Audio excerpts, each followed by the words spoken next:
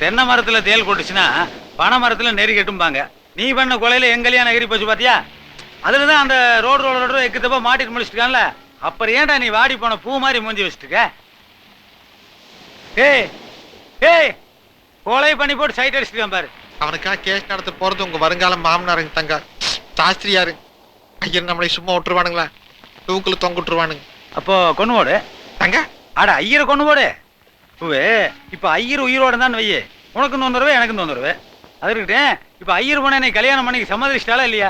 எந்த பொண்ணு? கிழிஞ்சது போ. 5 பவன் நகை வாங்கிட்டு போய் எவ்வளவுடா கொடுத்த? அதுதாங்க தங்க, அது அவங்க கிட்ட தானே கொடுத்தேன். அதை வாங்கி அவங்க பிரியமா போட்டுக்கிட்டாங்க.